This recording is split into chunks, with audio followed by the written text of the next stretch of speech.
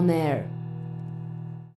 Какво искате да кажете с музиката си? Доста неща, но главното е, че живота може да бъде не особено сложен, но за сметка на това доста шарен и несериозен.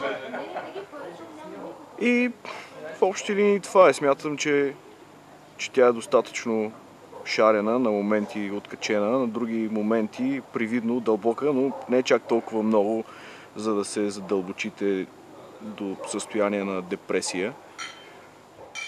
Какво ново около групата? Така, в групата се случват някои нови неща. Имаме чудесен нов барабанист, който свири с почти всички български групи, така че може би ще е по-лесно да изброим тези, с които не свири. И те са Сигнал и Щурците. Той се казва Ленкиш и научи всички песни много бързо. Беше шокиращо, когато се появи на първата репетиция с разписани ноти за барабани. Много преглътнахме. Защо в ръцете ти има костенурка?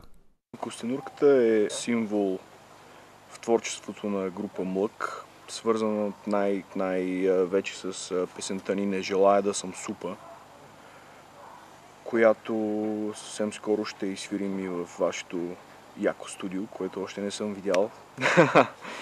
И костенурката в тази песен всъщност злоупотребява с халюциногенни водорасли и като се напуши с такива морски треви, си въобразява, че всъщност е костенурка нинджа и посвещава всичките си усилия на това да си отмъсти на човечеството, заради това, че доста често пък човечеството злоупотребява с вкусовите качества на мекотелите и земноводните.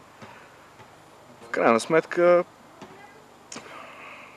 махмурлука на костенурката се появява на всеки July morning и там се затваря порочния кръг.